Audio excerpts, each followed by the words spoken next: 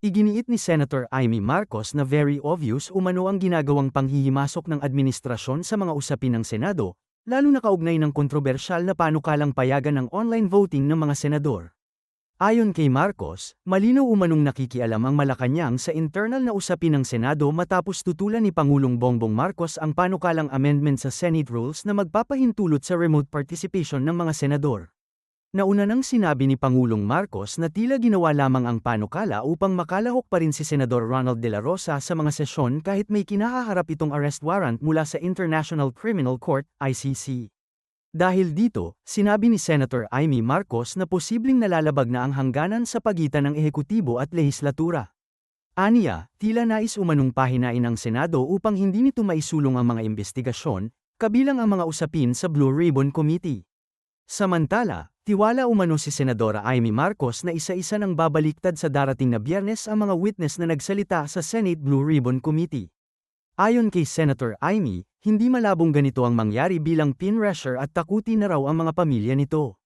Nang matanong ang senadora kung sinong witness ang kanyang tinutukoy, tumanggi siyang pangalanan nito pero giit niya ang tinutukoy niya ay ang witness na nagbigay ng pinakamabigat na testimonya.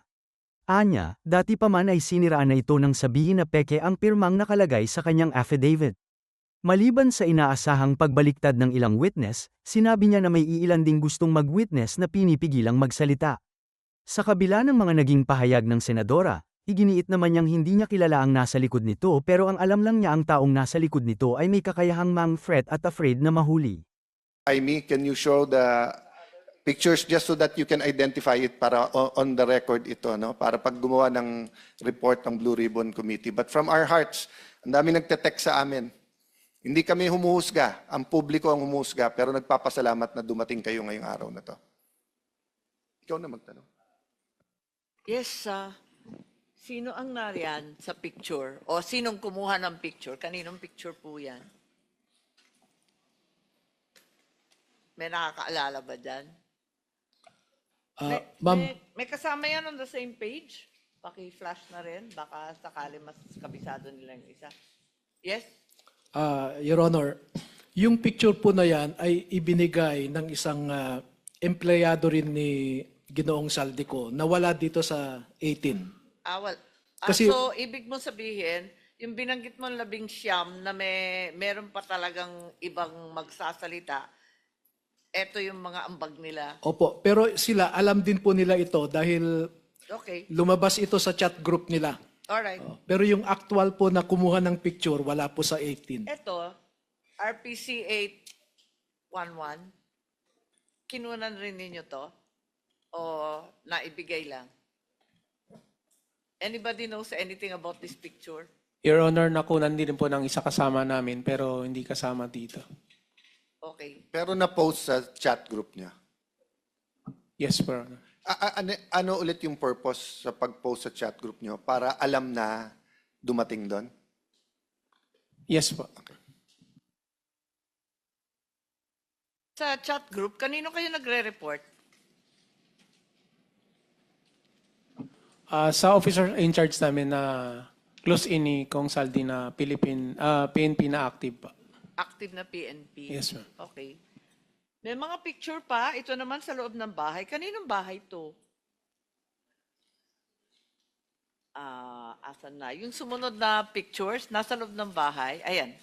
Yung sumunod. Napakaraing maleta. Kaninong bahay yan? Kung maalala ninyo? O kung sinong nag-deliver dyan? Po.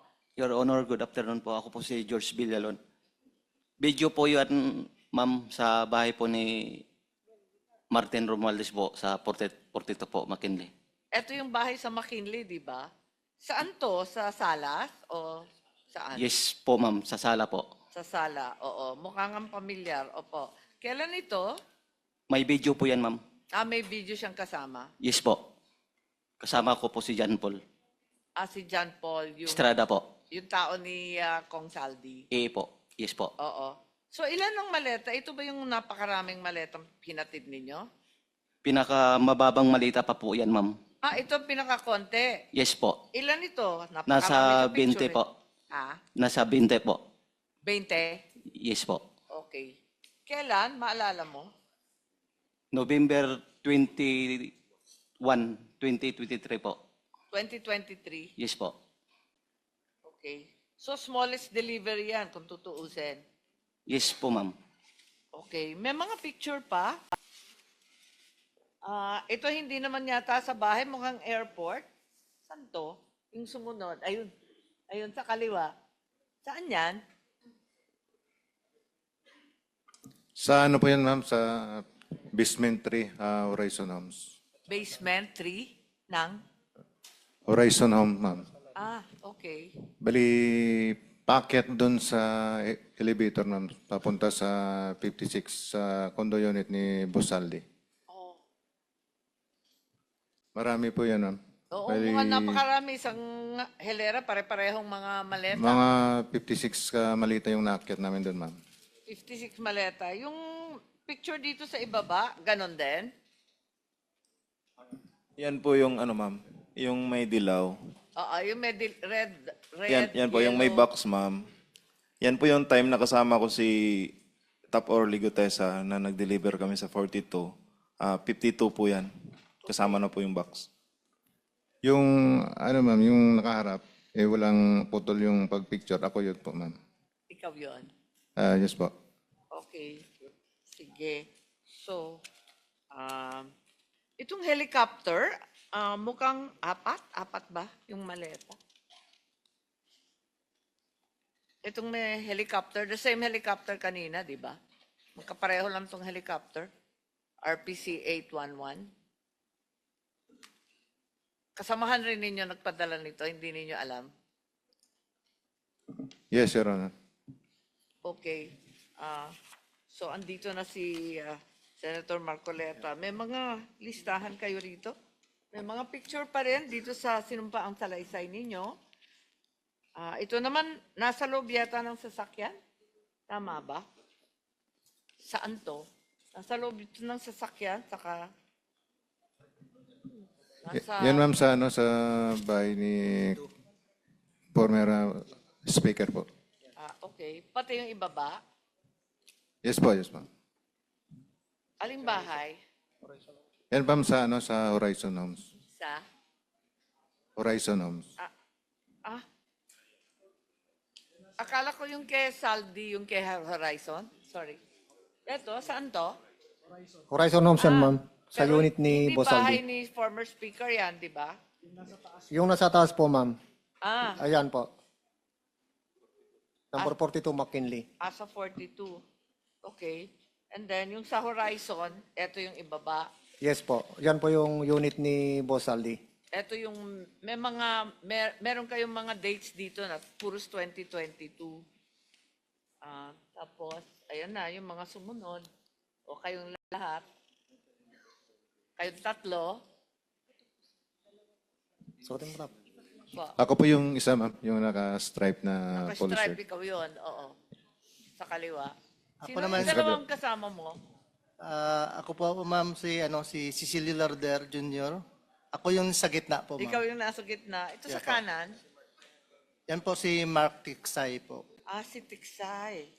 Ayan na si Mark Tiksay pala. Saan kayo? Yung sa gitna, ma'am. Yung Hindi, alam ko. Kamukha mo nga. Kaya lang, di pa sa puti yung buhok mo Quezon nun. City area yan po, ma'am. Sorry? Saan lugar to? Quezon City po. Sa QC. Ano yun? Saan lugar? Bali, ano yan, ma'am, sa media po yan, pero hindi ko mabanggit kasi tinakpan ni attorney, ma'am. Si attorney na po magpaliwanag po. Kasi kami Media? kami po naghatid yan po. May inatid po kami. Tapos yung sa ilalim, yung helicopter. Ayun, sa kasama po namin yung nag-picture po, ma'am. Okay. Yung ibang picture, Chair, sabi nila hindi sila kumuha at wala sila sa picture, pero yung mga kasamahan nilang iba, sila ang nagpadala sa group chat, kaya kabisado rin nila. Marami pa rin picture. Tapusin na lang kaya natin, tatlo na lang. Etong nagbubuhatan kayo rito, ay, iba pa yan. Ano yung helicopter na yan? Oo, iba pa pala yan. Kanino yung helicopter na yan? Kay Boss Aldi po, Your Honor.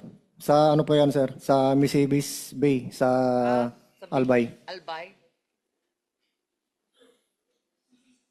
Meron pa kasing ibang helicopter na pinakikita eh. Ayan, kanino ba yan? Sa kanya pa rin, Your Honor. Dalawa po yung Agosta niya. Hindi, kanino nga? Kanino? Kay Boss Elizalde ko po. And for the record, ang nakasakay, Sino yung nakasakay? Nakikita nyo ba? Opo. Sino? Si Senator Ping Lacson at saka si Senator Soto po. Bakit sila nakasakay dyan sa helicopter ni Saldico? Yan po yung time na pumunta po sila doon sa Bicol po. Election? Po. Election? Election ba yan?